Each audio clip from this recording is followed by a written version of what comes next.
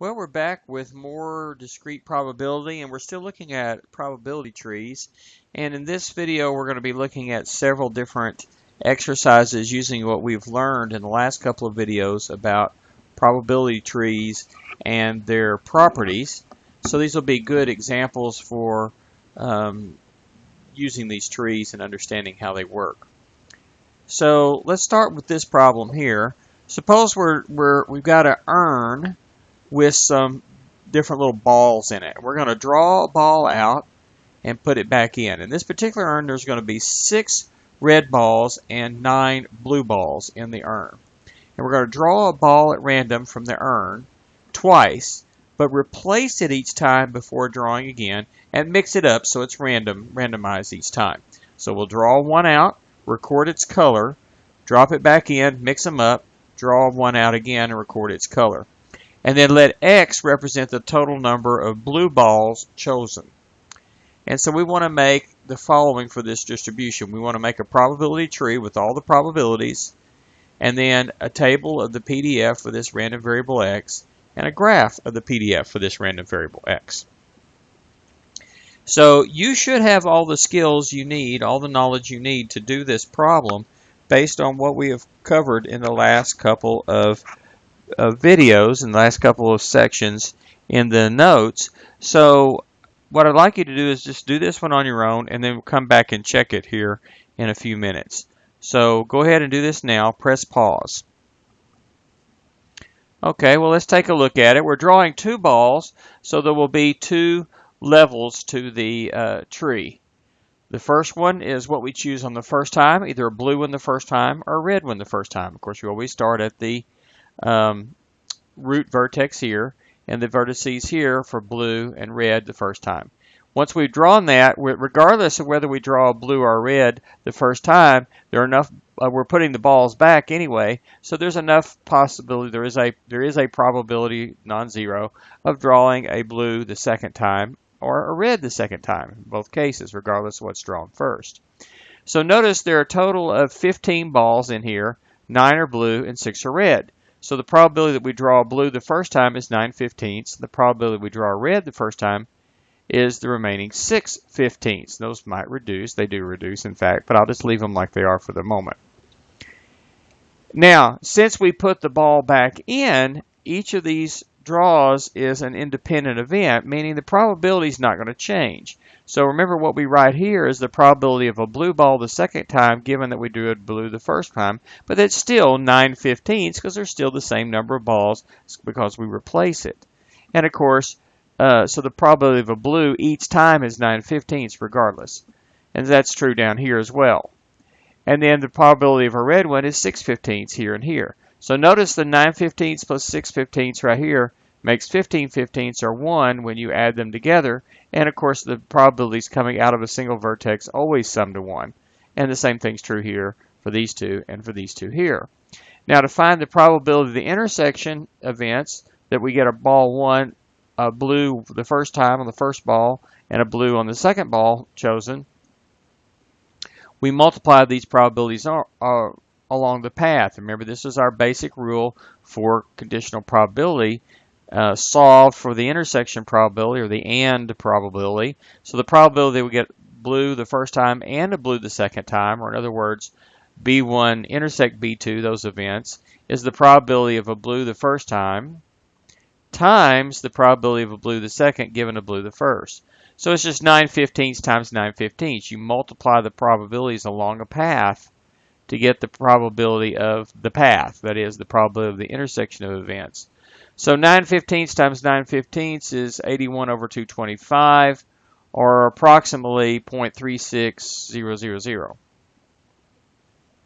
And I'm sure this will most definitely reduce. So, well, the 9/15 reduces, for that matter, to 3/5. So 3/5 times 3/5 would be 9/25. And actually, that's exactly 0.36. Okay, and if we multiply these probabilities, the probability of a blue the first time times the probability of a red the second time, given that we had the blue the first time. In other words, these two probabilities along these two paths, the 9/15 times the 6/15, we get 54 over 225, and that actually reduces, again, this is 3/5 and this is 2/5, so that would be 6/25 would be exact, or 0.24 exactly. And similarly, multiply these two here to get another 0.24, and multiply the two along here to get, let's see, well, 36 2/25 are, let's see, this reduces to 2/5 times 2/5 is 4/25, or 0.16 exactly. Now, there's the probability tree completely filled out, including labeling all the vertices with the different events, all of the edges with the probabilities that go there, basic probabilities on the first set of branches, conditional probabilities thereafter, and then multiplying probabilities to get the probabilities of the intersections, which we write out of the end of the path. Now let's figure out what the PDF looks like in terms of a table and graph. Well, X represents the total number of blue balls drawn. Remember, that was what X is. So this one at the top is X is 2, and it's the only way you can get 2. So that's 0.36 exactly, or 81 over 225, or 9/25. It reduces to that. We also have this one here, then red at the bottom, this one down here, which is a red one first and the second time. And so there's no blues there, and that's the only way you can get no blue is red first, red second. And so that is, that's going to be for X is 0. The probability then is 36 over 225, or in other words, 4/25, or 0.16. And then these two in the middle both have a blue and a red, or a red and a blue. Both of those have an X value of 1. So remember, these probabilities at the end of the tree are for disjoint events, so you can just add those probabilities. Okay, so we can add these two together. Let's see if we could reduce the fraction here again. Let's see, it was 6/25 and 6/25, so we would get 12/25, 108 over 225, but that's 12 over 25, I believe. So that's 0.48 when you do it in decimal form, exactly. Now, so we have the values here in the table. You're either going to get 0, 1, or 2 blue balls drawn when you draw 2 balls. And then we can graph what the PDF graph looks like. And remember, it's always a bar graph. So for 0, it goes up to 0.16. For 1, it goes up to 0.48. And at 2, it goes up to 0.36. And you can see this is the graph of and the table for the PDF. Okay? All right, so now let's change it just slightly and see if you can work out the tree and the PDF table and graph for this one. The urn still contains 6 red balls and 9 blue balls. We're still drawing a ball at random from the urn twice, but this time, once we draw out the first ball, we draw the second ball without replacing the first ball. In other words, don't put it back in when you pick the second one. That's going to slide. It's going to be almost like the last one, but it's going to change a little bit. So see if you can work this one out yourself. Press pause now. Well, here it is, and if you look, the tree basically looks the same, but the probabilities are slightly different. They start out the same. You still have 9/15 probability of drawing a blue the first time and 6/15 of drawing a red. But let's look what happens. Once you've drawn a blue out, first of all, there are only 14 balls left. So the denominators the second time are 14, not 15. Furthermore, you drew a blue ball out, so there are only 8 blue balls and 6 red. So the probability that you draw a blue the second time is 8/14, and the probability that you draw a red the second time is 6/14. Now notice 8/14 and 6/14 does still add up to 1. Just like 9/15 and 6/15 add up to 1. Now, when we go down here on this this route here, if we had in fact drawn a red out the first time, there's still only 14 balls left for the second draw, so the denominator is still 14, but this time we still have all 9 blue balls left, so the probability of a blue the second time is 9/14, whereas the probability of red, well, we drew one of the red balls, so there are only 5 reds left, so that's 5/14 there. So notice the probability of a blue the second time really does depend on what we drew first. These are not independent events. Something we'll talk more about a little bit down the line in a later section here coming up pretty soon. But notice that it makes a difference, and these are conditional probabilities. The probability we draw a blue the second time is 8/14 if we know we drew a blue one the first, and it's 9/14 if we knew we drew a red one the first. So the probabilities change based on what actually happened before. Now, we still proceed pretty much like before. We multiply the 9/15 times the 8/14. See, 9 times 8 is 72. 15 times 14 is 210. That does reduce, but it's approximately 0.34286. 9/15 times 6/14. 9 times 6 is 54. 15 times 14 is 210. Again, that could be reduced, but it's approximately 0.25714. Here we multiply by the path the 6/15 times the 9/14 to get 54 over 210. Again, that can be reduced, but it's approximately 0.25714.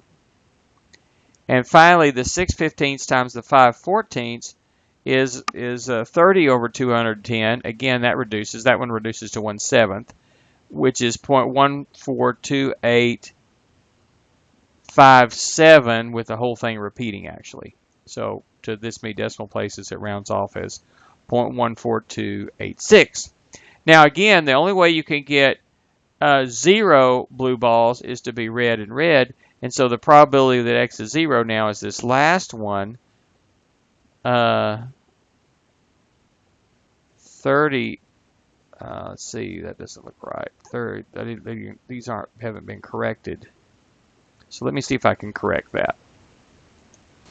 Okay, this is better. It actually just had a little typo there that we fixed, but I went ahead and reduced those fractions out here as well.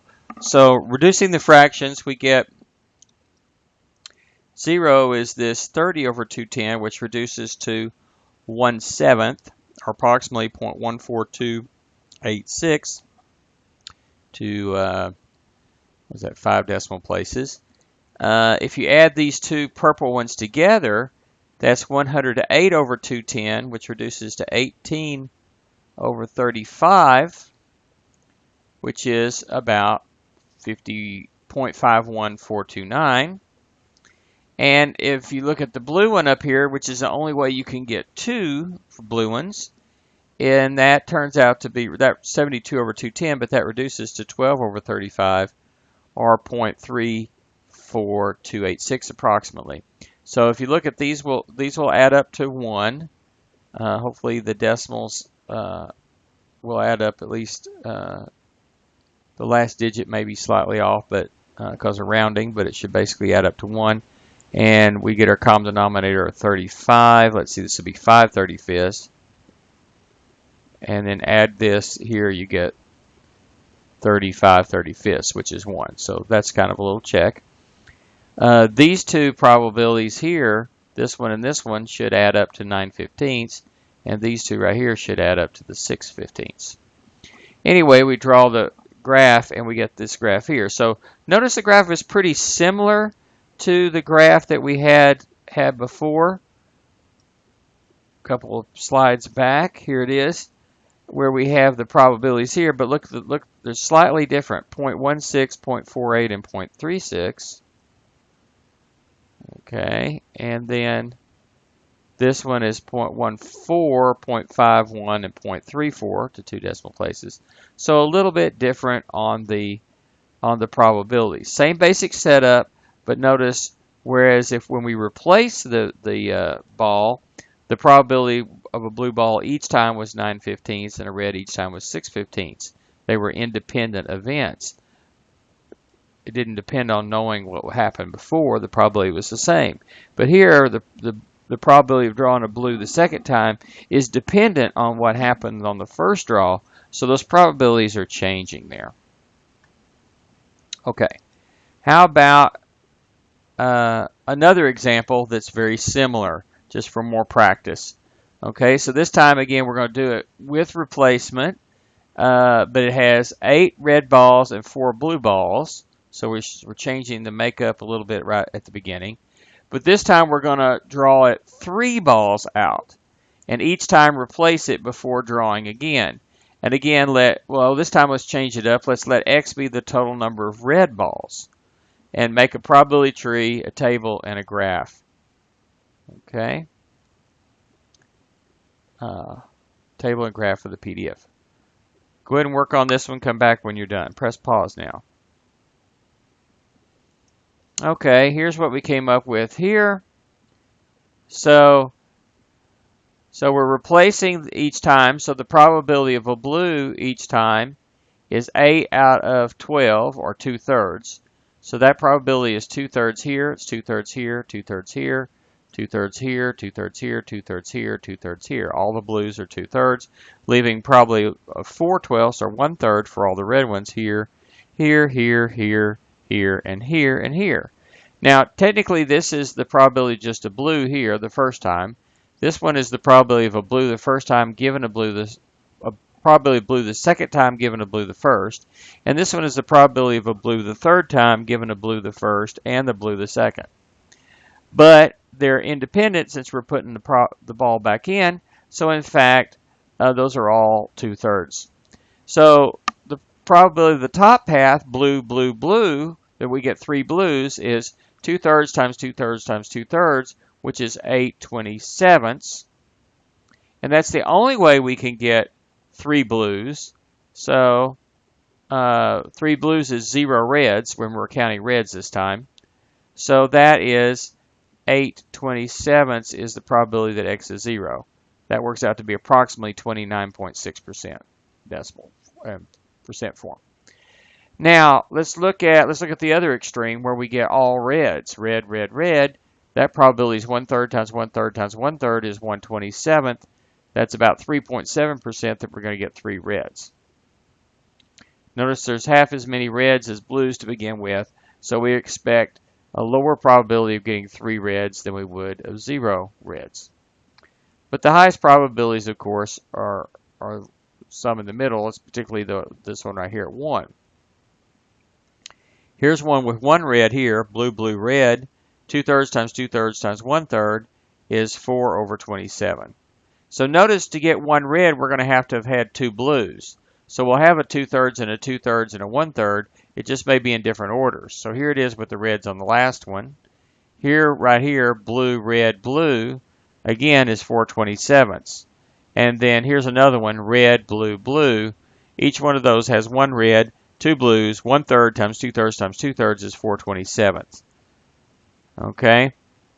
So this 4/27, for example, is the probability that we get a red the first time, blue the first time, and a blue the third time.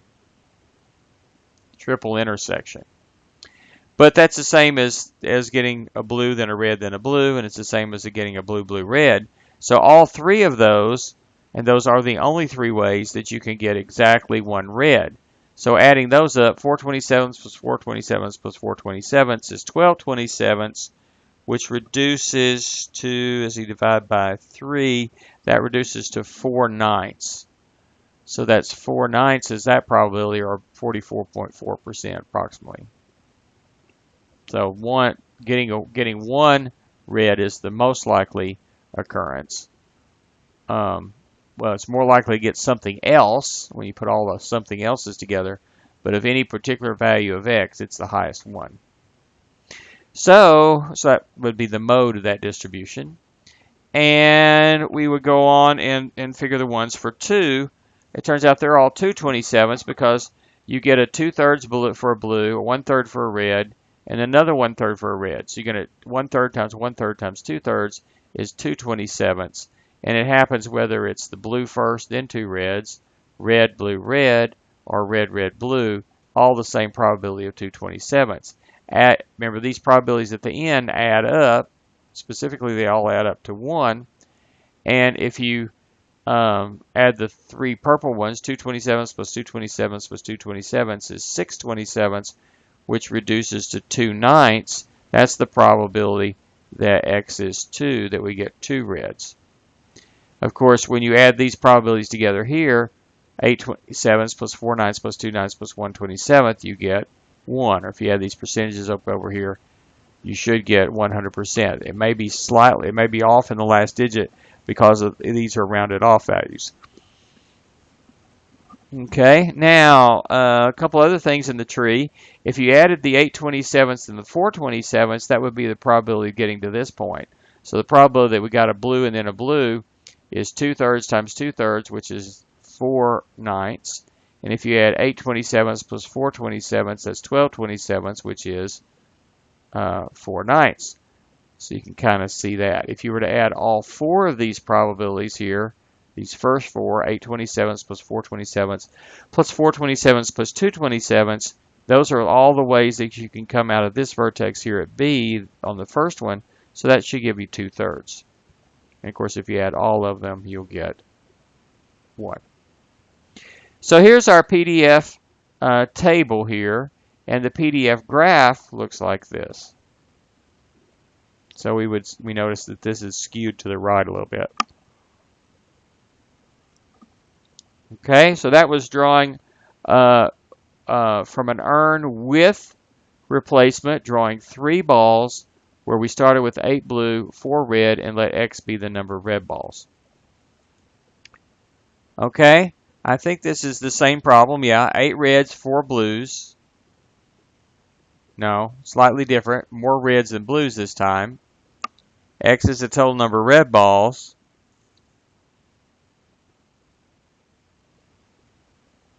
Okay, this is not what I want. Let's wait a second. Let me fix this. Okay, here's what I want. I still want it to be 4 reds and 8 blues like last time. So I want that to be the same. I still want to draw out three balls at random, but this time we're not going to place the ball back each time. Well, remember, this is going to make the probabilities be different each time depending on what was drawn before. So they're not independent events here. So see if you can work out the tree, modify what we did on the last example, and fix it so that you have the tree, the table for the PDF, and the graph of the PDF in this case. Press pause now.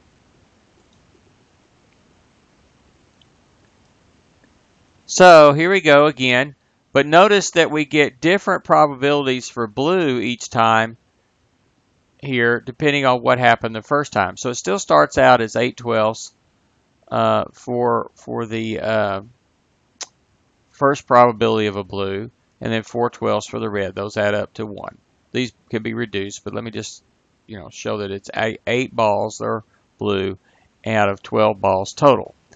Now, if you draw a blue in the first time, actually, no matter how many you draw the first time, there's only 11 balls left. So the denominator of all these at the second stage here is 11. But if we draw a blue the first time, there are only 7 blues left. So 7/11ths is our probability of drawing a blue the second time, given we draw a blue the first. On the other hand, if we draw a red one, then there's still 8 blues left. So it's 8/11ths is the probability of blue the second time, given we draw a red the first. So the probability of a blue here is different than the probability of this blue the second time, given you had a blue the first, and that's different than the probability of blue the second time, given you had red the first. And so these are not, they're dependent events. They're not independent. And similarly, you can see this worked out. 4/11ths the probability of a red, 3/11ths the probability of a red down here. These add up to 1. These add up to 1. Once you've drawn the first 2 balls, there are only 10 left. So this is 10 here. And depending on what we have drawn out before, they're either, there might be 6 blues, 7 blues, 7 blues, or 8 blues left, depending on what had come earlier. So, for example, let's make sure you understand this. This 4/12ths is the probability of a red the first time. The 8/11ths is the probability of a blue the second time, given we had a red the first. And let's say the 3/10ths is the probability we have a red the third time, given that we had a red the first time and a blue the second time. And so forth. Multiply the probabilities along the path. So, for example, down all reds is 4/12ths times 3/11ths times 2/10ths. Multiply that out and reduce, it's 1/55th. And so forth through here, like 8/12 times 4/11 times 7/12 is 28 over 165, and so forth. And you can work out all those probabilities. The blue one up here is the only one with 3 blues. That's 0 reds. So that's x is 0. Remember, x is the number of reds. And so x is the number of red balls. I've set it down here. So that's 0, and it's 14/55 is the probability, or about just a little over 25%. The red one down here is the only way to get 3 red balls, so that's 1/55th is the probability for 3 red balls. It's only about 1.8%. And the 3 purple ones are all 4/55, so that's 12/55 when you add them together. And that's the probability of getting 2 red balls, or about 21.8%. And add the 3 green probabilities together, you get, well, it reduces to 28 over 55. And that's just over 50%. So there's a better than 50% chance that you're going to actually get 1 red ball. That's actually slightly bigger probability than all of the other 3 put together. So the probability that you get 1 red ball is bigger than 0, 2, or 3 all added together. But anyway, you can see that. So it's a little bit more pronounced probability there.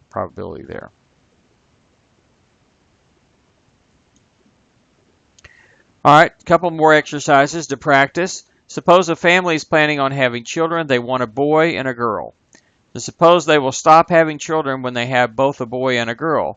However, they will not exceed 4 children, so if by the 4th child, if they've not achieved their goal of 1 boy and 1 girl, they're just going to stop. So draw a complete probability tree of this situation. What's the probability they will reach their goal of at least 1 boy and 1 girl? And what's the probability they will have exactly 2 children? So see if you can draw a tree out for this situation. Come back when you finish. Press pause now. Well, here's the tree, B for boy, G for girl. These are all independent events, so all the probabilities on all the edges is 1/2. But notice what happens here. After a boy and girl, they're definitely going to have a second child. Could be a boy or girl, regardless of what happens first. Now, if they get a girl and then a boy, they're going to stop with 2 children. Or if they get a boy, then a girl, then they're going to stop. If they get 2 boys, though, they're going to go again trying for a girl. So they're going to get a boy and a girl again, or both possibilities. But if they get the girl, boy, boy, girl, they stop. If they get boy, boy, boy, they try a last time. They either get the girl that and the boys that they wanted, or they get a 4th boy and they're going to give up and stop there. This is kind of a symmetric kind of situation down here.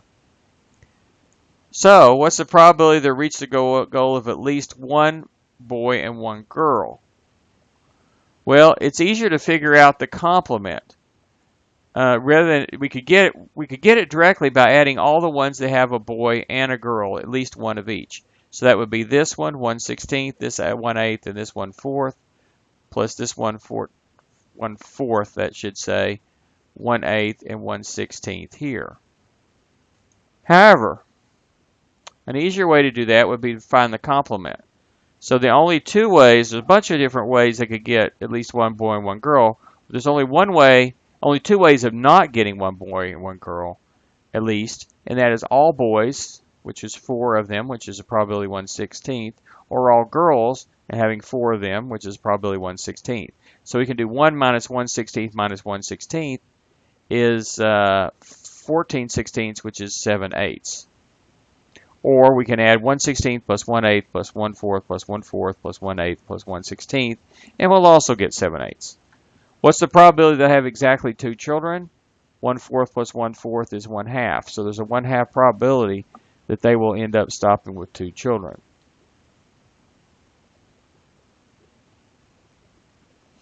All right, so hopefully those examples gave you some different examples that we can practice with using probability trees like this to help us with probability. Several times I've mentioned in what we're doing here independent events, and we're going to talk a little bit more about that more formally in our next video.